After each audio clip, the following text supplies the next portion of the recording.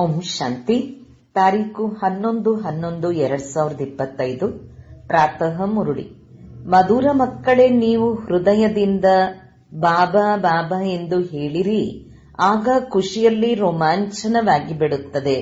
ಖುಷಿಯಲ್ಲಿದ್ದಾಗ ಮಾಯಾಜೀತರಾಗಿ ಬಿಡುತ್ತೀರಿ. ಪ್ರಶ್ನೆ: ಮಕ್ಕಳಿಗೆ ಯಾವ ಒಂದು ಮಾತಿನಲ್ಲಿ ಪರಿಶ್ರಮವೆನಿಸುತ್ತದೆ, ಆದರೆ ಖುಷಿ ಮತ್ತು ನೆನಪಿಗೆ ಅದೇ ಆಧಾರವಾಗಿದೆ?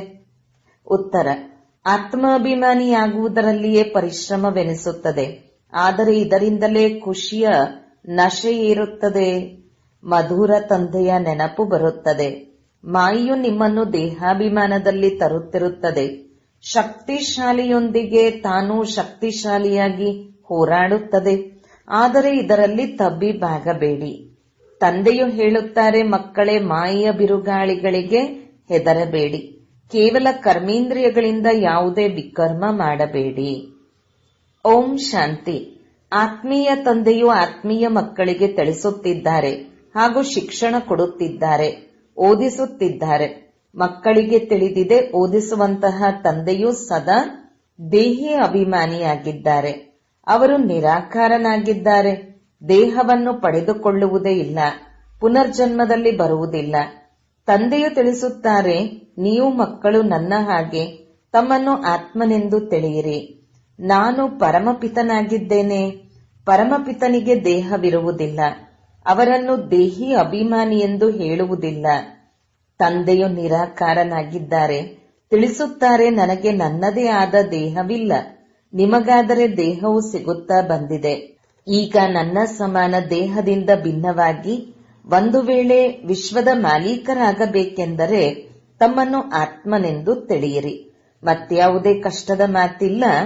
ದೇಹಾಭಿಮಾನವನ್ನು ಬಿಟ್ಟು ನನ್ನ ಸಮಾನರಾಗಿ ಸದಾ ಬುದ್ಧಿಯಲ್ಲಿ ನೆನಪಿರಲಿ, ನಾವು ಆತ್ಮ ಆಗಿದ್ದೇವೆ. ನಮಗೆ ತಂದೆಯು ಓದಿಸುತ್ತಿದ್ದಾರೆ. ತಂದೆಯು ನಿರಾಕಾರನಾಗಿದ್ದಾರೆ, ಆದರೆ ನಮಗೆ ಓದಿಸುವುದು ಹೇಗೆ?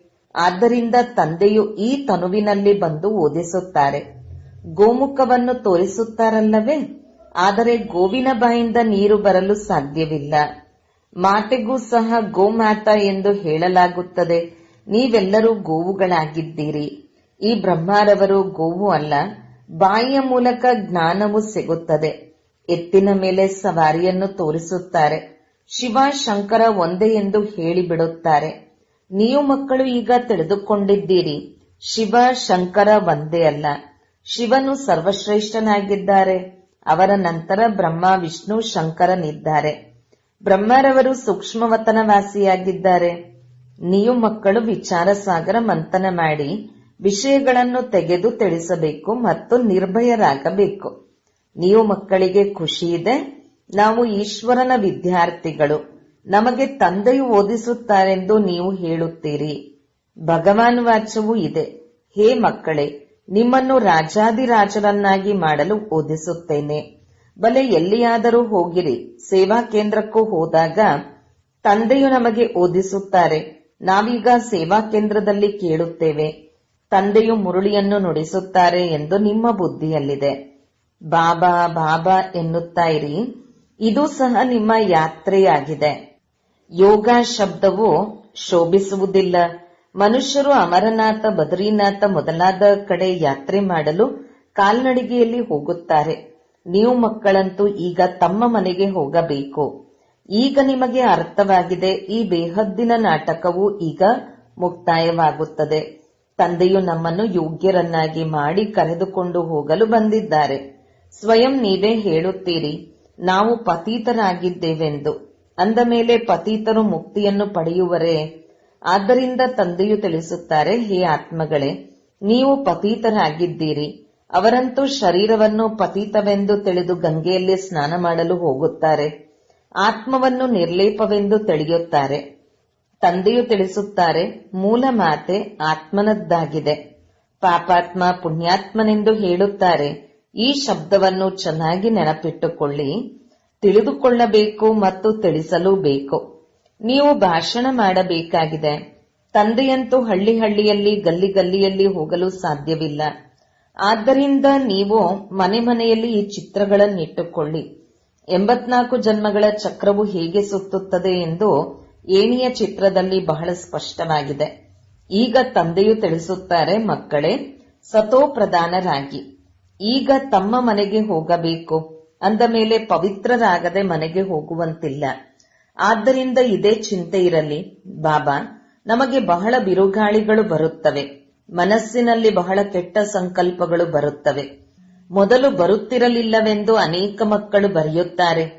ತಂದೆಯು ತಿಳಿಸುತ್ತಾರೆ, ನೀವು ಈ ಚಿಂತನೆ ಮಾಡಬೇಡಿ. ಮೊದಲು ನೀವು ಯುದ್ಧದ ಮೈದಾನದಲ್ಲಿರಲಿಲ್ಲ. ನೀವೀಗ ತಂದೆಯ ನೆನಪಿನಲ್ಲಿದ್ದು ಮಾಯೆಯ ಮೇಲೆ ಜಯಗಳಿಸಬೇಕು. ಇದನ್ನು ಮತ್ತೆ ಮತ್ತೆ ನೆನಪು ಮಾಡುತ್ತಾ ಇರಿ. ಗಂಟು ಕಟ್ಟಿಕೊಳ್ಳಿ. ಹೇಗೆ ನೆನಪಿರುವುದಕ್ಕಾಗಿ ಮಾತೆಯರು ಗಂಟು ಕಟ್ಟಿಕೊಳ್ಳುತ್ತಾರೆ, ಮತ್ತೆ ಪುರುಷರು ಪುಸ್ತಕದಲ್ಲಿ ಬರೆದಿಟ್ಟುಕೊಳ್ಳುತ್ತಾರೆ. ನಿಮಗಂತೂ ಈ ಬ್ಯಾಡ್ಜ್ ಒಳ್ಳೆಯ ಸಂಕೇತವಾಗಿದೆ. ನಾವು ರಾಜಕುಮಾರರಾಗುತ್ತೇವೆ. ಇದು ವಿಕಾರಿಗಳಿಂದ ರಾಜಕುಮಾರರಾಗುವ ಈಶ್ವರೀಯ ವಿಶ್ವವಿದ್ಯಾಲಯವಾಗಿದೆ. ನೀವೇ ರಾಜಕುಮಾರರಾಗಿದ್ದರಲ್ಲವೇ? ಶ್ರೀಕೃಷ್ಣನು ವಿಶ್ವದ ರಾಜಕುಮಾರನಾಗಿದ್ದನು. ಹೇಗೆ ಇಂಗ್ಲೆಂಡಿನಲ್ಲಿಯೂ ಪ್ರಿನ್ಸ್ ಆಫ್ ವೇಲ್ಸ್ ಎಂದು ಹೇಳಲಾಗುತ್ತದೆ. ಅವು ಸೀಮಿತವಾದ ಮಾತು. ರಾಧೆ ಕೃಷ್ಣರಂತೂ ಬಹಳ ಪ್ರಸಿದ್ಧರಾಗಿದ್ದಾರೆ. ಸ್ವರ್ಗದ ರಾಜಕುಮಾರ ಕುಮಾರಿಯರಾಗಿದ್ದರಲ್ಲವೇ? ಆದ್ದರಿಂದ ಅವರನ್ನು ಎಲ್ಲರೂ ಬಹಳ ಪ್ರೀತಿ ಮಾಡುತ್ತಾರೆ. ಶ್ರೀಕೃಷ್ಣನನ್ನಂತೂ ಬಹಳ ಪ್ರೀತಿಸುತ್ತಾರೆ. ವಾಸ್ತವದಲ್ಲಿ ಇಬ್ಬರನ್ನೂ ಪ್ರೀತಿ ಮಾಡಬೇಕು. ಮೊದಲು ರಾಧೆಯನ್ನು ಮಾಡಬೇಕು. ಆದರೆ ಗಂಡು ಮಕ್ಕಳ ಮೇಲೆ ಹೆಚ್ಚಿನ ಪ್ರೀತಿ ಇರುತ್ತದೆ, ಏಕೆಂದರೆ ಮಗನು ವಾರಸುದಾರನಾಗುತ್ತಾನೆ. ಸ್ತ್ರೀಯರಿಗೂ ಸಹ ಪತಿಯ ಮೇಲೆ ಪ್ರೀತಿ ಇರುತ್ತದೆ.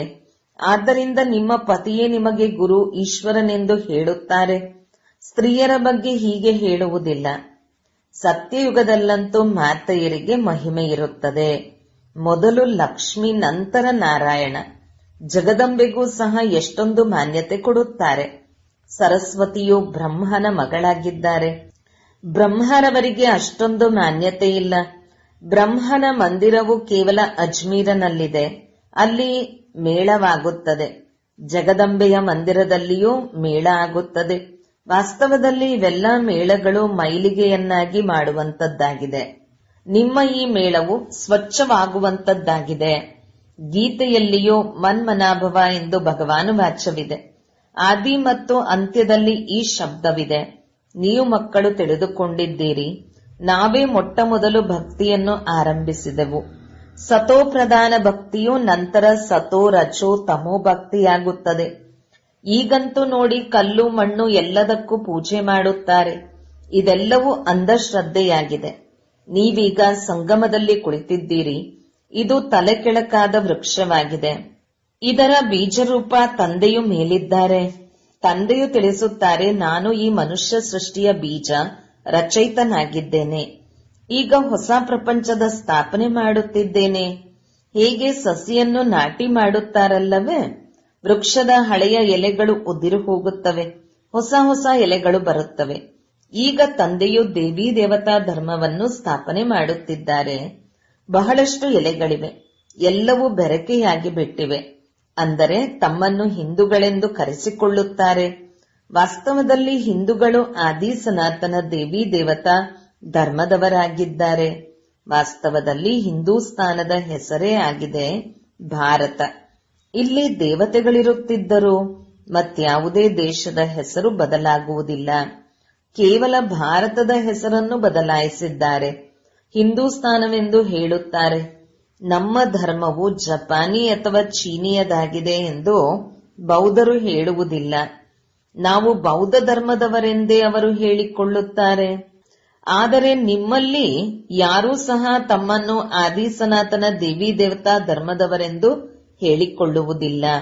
ಒಂದು ವೇಳೆ ಯಾರಾದರೂ ಹೇಳಿದರೂ ಸಹ ನೀವು ತಿಳಿಸಿ, ಆ ಧರ್ಮವನ್ನು ಯಾವಾಗ ಮತ್ತು ಯಾರು ಸ್ಥಾಪನೆ ಮಾಡಿದರು. ಇದಕ್ಕೆ ಅವರು ಏನೂ ಹೇಳುವುದಿಲ್ಲ, ಏಕೆಂದರೆ ಕಲ್ಪದ ಆಯಸ್ಸನ್ನೇ ಬಹಳ ಉದ್ದಗಲ ಮಾಡಿಬಿಟ್ಟಿದ್ದಾರೆ. ಇದಕ್ಕೆ ಅಜ್ಞಾನ ಅಂಧಕಾರವೆಂದು ಹೇಳಲಾಗುತ್ತದೆ. ಒಂದನೆಯದಾಗಿ ಮೊದಲು ತಮ್ಮ ಧರ್ಮ ಗೊತ್ತಿಲ್ಲ. ಎರಡನೆಯದಾಗಿ ಲಕ್ಷ್ಮೀನಾರಾಯಣರ ರಾಜ್ಯವನ್ನೇ ಬಹಳ ದೂರ ತೆಗೆದುಕೊಂಡು ಹೋಗಿದ್ದಾರೆ. ಆದ್ದರಿಂದ ಘೋರ ಅಂಧಕಾರವೆಂದು ಹೇಳಲಾಗುತ್ತದೆ. ಜ್ಞಾನ ಮತ್ತು ಅಜ್ಞಾನದಲ್ಲಿ ಎಷ್ಟೊಂದು ಅಂತರವಿದೆ. ಜ್ಞಾನಸಾಗರನು ಒಬ್ಬರೇ ಶಿವತಂದೆಯಾಗಿದ್ದಾರೆ. ಅದರಿಂದ ಕೇವಲ ಒಂದು ಲೋಟದಷ್ಟನ್ನು ಕೊಡುತ್ತಾರೆ. ಎಲ್ಲರಿಗೆ ಇದನ್ನೇ ತಿಳಿಸಿ ಶಿವತಂದೆಯನ್ನು ನೆನಪು ಮಾಡಿದರೆ ವಿಕರ್ಮಗಳು ವಿನಾಶವಾಗುತ್ತದೆ. ಇದು ಕೇವಲ ಒಂದು ಬೊಗಸೆ ನೀರಾಯಿತಲ್ಲವೇ? ಕೆಲವರಂತೂ ಸ್ನಾನ ಮಾಡುತ್ತಾರೆ, ಇನ್ನು ಕೆಲವರು ಗಡಿಗೆಯನ್ನು ತುಂಬಿಸಿಕೊಂಡು ಹೋಗುತ್ತಾರೆ. ಕೆಲವರು ಚಿಕ್ಕ ಚಿಕ್ಕ ಲೋಟದಷ್ಟನ್ನು ತೆಗೆದುಕೊಂಡು ಹೋಗುತ್ತಾರೆ. ನಿತ್ಯವೂ ಒಂದೊಂದು ಹನಿಯನ್ನು ಮಡಿಕೆಯಲ್ಲಿ ಹಾಕಿ ಅದನ್ನು ಜ್ಞಾನ ಜಲವೆಂದು ಕುಡಿಯುತ್ತಾರೆ. ವಿದೇಶದಲ್ಲಿಯೂ ವೈಷ್ಣವರು ಗಂಗಾಜಲವನ್ನು ಗಡಿಗೆಯಲ್ಲಿ ತುಂಬಿಸಿಕೊಂಡು ಹೋಗುತ್ತಾರೆ, ಮತ್ತೆ ತರಿಸಿಕೊಳ್ಳುತ್ತಿರುತ್ತಾರೆ. ಈ ನೀರೆಲ್ಲವೂ ಪರ್ವತಗಳಿಂದಲೇ ಬರುತ್ತವೆ, ಮೇಲಿನಿಂದಲೂ ನೀರು ಬೀಳುತ್ತದೆ. ಇತ್ತೀಚೆಗೆ ನೋಡಿ 100 ಅಂತಸ್ತುಗಳ ಕಟ್ಟಡಗಳನ್ನು ಕಟ್ಟಿಸುತ್ತಾರೆ. ಸತ್ಯಯುಗದಲ್ಲಿ ಈ ರೀತಿ ಇರುವುದಿಲ್ಲ. ಅಲ್ಲಿ ನಿಮಗೆ ಬಹಳಷ್ಟು ಜಮೀನು ಇರುತ್ತದೆ, ಅದರ ಮಾತೆ ಕೇಳಬೇಡಿ. ಇಲ್ಲಿ ನೋಡಿ ಇರುವುದಕ್ಕಾಗಿ ಸ್ಥಳವೇ ಇಲ್ಲ, ಆದ್ದರಿಂದ ಇಷ್ಟೊಂದು ಅಂತಸ್ತುಗಳವರೆಗೆ ಕಟ್ಟಿಸುತ್ತಾರೆ. ಸತ್ಯಯುಗದಲ್ಲಿ ಬಹಳಷ್ಟು ದವಸ ಧಾನ್ಯಗಳಿರುತ್ತವೆ. ಹೇಗೆ ಅಮೆರಿಕಾದಲ್ಲಿ ಬಹಳಷ್ಟು ದವಸ ಧಾನ್ಯಗಳಿದ್ದರೆ ಸುಟ್ಟು ಹಾಕುತ್ತಾರೆ. ಇದು ಮೃತ್ಯು ಲೋಕವಾಗಿದೆ, ಅದು ಅಮರ ಲೋಕವಾಗಿದೆ. ಅರ್ಧ ಕಲ್ಪದವರೆಗೆ ಅಲ್ಲಿ ನೀವು ಸುಖದಲ್ಲಿರುತ್ತೀರಿ. ಕಾಲವು ನಿಮ್ಮನ್ನು ಕಬಳಿಸಲು ಸಾಧ್ಯವಿಲ್ಲ. ಇದರ ಮೇಲೆ ಒಂದು ಕಥೆಯೂ ಇದೆ. ಇದು ಬೇಹದ್ದಿನ ಮಾತಾಗಿದೆ. ಬೇಹದ್ದಿನ ಮಾತುಗಳಿಂದ ಮತ್ತೆ ಈ ಚಿಕ್ಕ ಚಿಕ್ಕ ಕಥೆಗಳನ್ನು ಬರೆದಿದ್ದಾರೆ. ಗ್ರಂಥವು ಮೊದಲು ಎಷ್ಟು ಚಿಕ್ಕದಾಗಿತ್ತು, ಈಗ ದೊಡ್ಡದಾಗಿ ಮಾಡಿಬಿಟ್ಟಿದ್ದಾರೆ. ಶಿವತಂದೆಯು ಎಷ್ಟು ಸೂಕ್ಷ್ಮ ಬಿಂದುವಾಗಿದ್ದಾರೆ. ಅವರ ಸಂಕೇತವಾಗಿ ಎಷ್ಟು ದೊಡ್ಡ ಪ್ರತಿಮೆಯನ್ನು ಮಾಡಿಬಿಟ್ಟಿದ್ದಾರೆ. ಬುದ್ಧನ ಚಿತ್ರ, ಪಾಂಡವರ ಚಿತ್ರಗಳನ್ನು ಬಹಳ ದೊಡ್ಡದಾಗಿ ಮಾಡಿಸಿದ್ದಾರೆ. ಆದರೆ ಇಷ್ಟು ದೊಡ್ಡ ರೂಪದಲ್ಲಿ ಯಾರೂ ಇರುವುದಿಲ್ಲ. ಈಗ ನೀವು ಮಕ್ಕಳು ಈ ಗುರಿ ಧ್ಯೇಯದ ಚಿತ್ರವನ್ನು ಮನೆ ಮನೆಯಲ್ಲೂ ಇಟ್ಟುಕೊಳ್ಳಬೇಕು. ನಾವು ಈ ರೀತಿಯಾಗುತ್ತೇವೆ, ಮತ್ತೆ ಅಳುವುದೇಕೆ? ಯಾರು ಅಳುವರೋ ಅವರು ಕಳೆದುಕೊಳ್ಳುವರು. ದೇಹಾಭಿಮಾನದಲ್ಲಿ ಬಂದು ಬಿಡುತ್ತಾರೆ. ನೀವು ಮಕ್ಕಳಂತೂ ಆತ್ಮಾಭಿಮಾನಿಯಾಗಬೇಕು. ಇದರಲ್ಲಿಯೇ ಪರಿಶ್ರಮವಾಗುತ್ತದೆ. ಆತ್ಮಾಭಿಮಾನಿಯಾಗುವುದರಿಂದಲೇ ಖುಷಿಯ ನಶೆ ಇರುತ್ತದೆ. ಮಧುರ ತಂದೆಯ ನೆನಪು ಬರುತ್ತದೆ. ತಂದೆಯಿಂದ ನಾವು ಸ್ವರ್ಗದ ಆಸ್ತಿಯನ್ನು ಪಡೆದುಕೊಳ್ಳುತ್ತಿದ್ದೇವೆ. ತಂದೆಯು ನಮಗೆ ಈ ಭಾಗ್ಯಶಾಲಿ ರಥದಲ್ಲಿ ಬಂದು ಓದಿಸುತ್ತಾರೆ. ಹಗಲು ರಾತ್ರಿ ಬಾಬಾ ಬಾಬಾ ಎಂದು ನೆನಪು ಮಾಡುತ್ತಾ ಇರಿ. ನೀವು ಅರ್ಧ ಕಲ್ಪದ ಪ್ರಿಯತಮೆಯರಾಗಿದ್ದೀರಿ.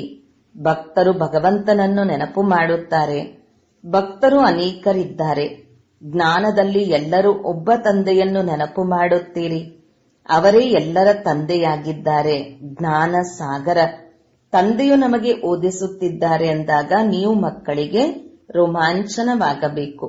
ಮಾಯೆಯ ಬಿರುಗಾಳಿಗಳಂತೂ ಬಂದೇ ಬರುತ್ತವೆ. ತಂದೆಯು ತಿಳಿಸುತ್ತಾರೆ, ಎಲ್ಲರಿಗಿಂತ ಹೆಚ್ಚಿನ ಬಿರುಗಾಳಿಯು ನನಗೆ ಬ್ರಹ್ಮರವರಿಗೆ ಬರುತ್ತದೆ. ಏಕೆಂದರೆ ನಾನು ಎಲ್ಲರಿಗಿಂತ ಮುಂದೆ ಇದ್ದೇನೆ. ನನ್ನ ಬಳಿ ಬರುತ್ತವೆ. ಆದ್ದರಿಂದಲೇ ಮಕ್ಕಳ ಬಳಿ ಇನ್ನೆಷ್ಟು ಬರಬಹುದು, ಮಕ್ಕಳು ಇನ್ನೆಷ್ಟು ತಬ್ಬಿಬ್ಬಾಗಬಹುದೆಂದು ತಿಳಿದುಕೊಳ್ಳುತ್ತೇನೆ. ಅನೇಕ ಪ್ರಕಾರದ ಬಿರುಗಾಳಿಗಳು ಬರುತ್ತವೆ. ಇವು ಅಜ್ಞಾನ ಕಾಲದಲ್ಲಿ ಎಂದೂ ಬರುತ್ತಿರಲಿಲ್ಲ. ಅಂಥದ್ದೆಲ್ಲವೂ ಈಗ ಬರುತ್ತದೆ.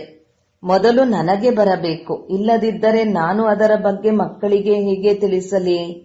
ನಾನೇ ಮೊಟ್ಟ ಮೊದಲಿಗೆ ಇದ್ದೇನೆ. ಶಕ್ತಿಶಾಲಿಯಾಗಿರುವುದರಿಂದ ಮಾಯೆಯೂ ಸಹ ಶಕ್ತಿಶಾಲಿಯಾಗಿ ಹೋರಾಡುತ್ತದೆ. ಮಲ್ಲ ಯುದ್ಧದಲ್ಲಿ ಎಲ್ಲರೂ ಒಂದೇ ರೀತಿ ಇರುವುದಿಲ್ಲ.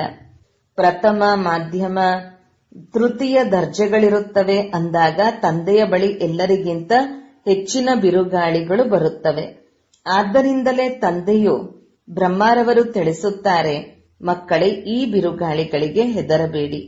ಕೇವಲ ಕರ್ಮೇಂದ್ರಿಯಗಳಿಂದ ಯಾವುದೇ ವಿಕರ್ಮ ಮಾಡಬೇಡಿ. ಜ್ಞಾನದಲ್ಲಿ ಬಂದಿದ್ದೇವೆ ಅಂದ ಮೇಲೆ ಇದೆಲ್ಲವೂ ಏಕೆ ಆಗುತ್ತಿದೆ? ಇದಕ್ಕಿಂತಲೂ ಜ್ಞಾನವನ್ನು ತೆಗೆದುಕೊಳ್ಳದೇ ಇದ್ದಿದ್ದರೆ ಚೆನ್ನಾಗಿರುತ್ತಿತ್ತು. ಸಂಕಲ್ಪವೇ ಬರುತ್ತಿರಲಿಲ್ಲವೆಂದು ಕೆಲವರು ಹೇಳುತ್ತಾರೆ. ಅರೆ, ಇದು ಯುದ್ಧ ಅಲ್ಲವೇ? ಸ್ತ್ರೀಯ ಸಮ್ಮುಖದಲ್ಲಿದ್ದರೂ ಸಹ ಪವಿತ್ರ ದೃಷ್ಟಿ ಇರಲು ಶಿವತಂದೆಯ ಮಕ್ಕಳು ನಾವು ಸಹೋದರರಾಗಿದ್ದೇವೆ ಮತ್ತು ಪ್ರಜಾಪಿತ ಬ್ರಹ್ಮನ ಸಂತಾನರಾಗಿರುವ ಕಾರಣ ಸಹೋದರಿಯ ಆಗಿದ್ದೇವೆಂದು ತಿಳಿಯಿರಿ. ಮತ್ತೆ ವಿಕಾರವೆಲ್ಲಿಂದ ಬರುವುದು? ಬ್ರಾಹ್ಮಣರು ಶಿಕೆಯ ಸಮಾನರಾಗಿದ್ದೀರಿ. ಶಿಕೆಗೆ ಸಮಾನರಾಗಿರುವ ಬ್ರಾಹ್ಮಣರೇ ನಂತರ ದೇವತೆಗಳಾಗುತ್ತೀರಿ ಅಂದಾಗ ನಾವು ಸಹೋದರ ಸಹೋದರಿಯರಾಗಿದ್ದೇವೆ. ಒಬ್ಬ ತಂದೆಯ ಮಕ್ಕಳು ಕುಮಾರ ಕುಮಾರಿಯರಾಗಿದ್ದೇವೆಂದು ತಿಳಿಯಿರಿ. ಒಂದು ವೇಳೆ ಇಬ್ಬರೂ ಕುಮಾರ ಕುಮಾರಿಯಾಗಿಲ್ಲವೆಂದರೆ ಅಲ್ಲಿ ಕಲಹವಾಗುತ್ತದೆ. ಅಬಲೆಯರ ಮೇಲೆ ಅತ್ಯಾಚಾರಗಳಾಗುತ್ತವೆ. ನನ್ನ ಪತ್ನಿಯು ಹೇಗೆ ಪೂತನ ಆಗಿದ್ದಾಳೆಂದು ಕೆಲವು ಪುರುಷರು ಸಹ ಬರೆಯುತ್ತಾರೆ. ಬಹಳ ಪರಿಶ್ರಮವಿದೆ. ಯುವಕರಿಗಂತೂ ಬಹಳ ಪರಿಶ್ರಮವಾಗುತ್ತದೆ ಅಂದಾಗ ಯಾರು ಗಂಧರ್ವ ವಿವಾಹ ಮಾಡಿಕೊಂಡು ಒಟ್ಟಿಗೆ ಇರುವರೋ ಅವರು ಬಹಳ ಶ್ರೇಷ್ಠ ಪದವಿಯನ್ನು ಪಡೆಯುವರು. ಆದರೆ ಅಂತಹ ಸ್ಥಿತಿಯನ್ನು ಧಾರಣೆ ಮಾಡಿಕೊಳ್ಳಬೇಕು. ಜ್ಞಾನದಲ್ಲಿ ತೀಕ್ಷ್ಣವಾಗಿ ಹೋಗಬೇಕು. ಒಳ್ಳೆಯದು. ಮಧುರಾತಿ ಮಧುರ ಅಗಲಿ ಹೋಗಿ ಮರಳಿ ಸಿಕ್ಕಿರುವ ಮಕ್ಕಳ ಪ್ರತಿ ಮಾತಾಪಿತಾ ಬಾಬ್ದಾದರವರ ನೆನಪು, ಪ್ರೀತಿ ಹಾಗೂ ಸುಪ್ರಭಾತ. ಆತ್ಮೀಯ ಮಕ್ಕಳಿಗೆ ಆತ್ಮೀಯ ತಂದೆಯ ನಮಸ್ತೆ. ಧಾರಣೆಗಾಗಿ ಮುಖ್ಯ ಸಾರ 1. ಮಾಯೆಯ ಬಿರುಗಾಳಿಗಳಿಗೆ ಹೆದರಬಾರದು ಅಥವಾ ತಬ್ಬಿಬ್ಬಾಗಬಾರದು. ಕೇವಲ ಗಮನವಿರಲಿ. ಕರ್ಮೇಂದ್ರಿಯಗಳಿಂದ ಯಾವುದೇ ವಿಕರ್ಮವಾಗದಿರಲಿ. ಜ್ಞಾನ ಸಾಗರ ತಂದೆಯು ನಮಗೆ ಓದಿಸುತ್ತಾರೆ. ಇದೇ ಖುಷಿಯಲ್ಲಿರಬೇಕು. 2. ಸತೋಪ್ರಧಾನರಾಗಲು ಆತ್ಮಾಭಿಮಾನಿಯಾಗುವ ಪರಿಶ್ರಮ ಪಡಬೇಕು. ಜ್ಞಾನದ ವಿಚಾರ ಸಾಗರ ಮಂಥನ ಮಾಡಬೇಕು. ನೆನಪಿನ ಯಾತ್ರೆಯಲ್ಲಿರಬೇಕು. ವರದಾನ: ಶುಭ ಚಿಂತನೆಯ ಮೂಲಕ ಜ್ಞಾನ ಸಾಗರನಲ್ಲಿ ಸಮಾವೇಶವಾಗುವಂತಹ ಅತೀಂದ್ರಿಯ ಸುಖದ ಅನುಭವಿ ಭವ.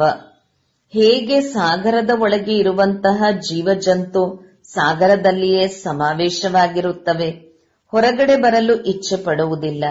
ಮೀನು ಸಹ ನೀರಿನ ಒಳಗೆ ಇರುವುದು. ಸಾಗರ ಅಥವಾ ನೀರೇ ಅದರ ಸಂಸಾರವಾಗಿದೆ. ಅದೇ ರೀತಿ ತಾವು ಮಕ್ಕಳು ಸಹ ಶುಭ ಚಿಂತನೆಯ ಮೂಲಕ ಜ್ಞಾನ ಸಾಗರ ತಂದೆಯಲ್ಲಿ ಸಮಾವೇಶವಾಗಿರಿ. ಎಲ್ಲಿಯವರೆಗೆ ಸಾಗರದಲ್ಲಿ ಸಮಾವೇಶವಾಗುವ ಅನುಭವ ಮಾಡುವುದಿಲ್ಲ, ಅಲ್ಲಿಯವರೆಗೆ ಅತೀಂದ್ರಿಯ ಸುಖದ ಉಯ್ಯಾಲೆಯಲ್ಲಿ ತೂಗಾಡುವ, ಸದಾ ಹರ್ಷಿತರಾಗಿರುವ ಅನುಭವ ಮಾಡಲು ಸಾಧ್ಯವಿಲ್ಲ.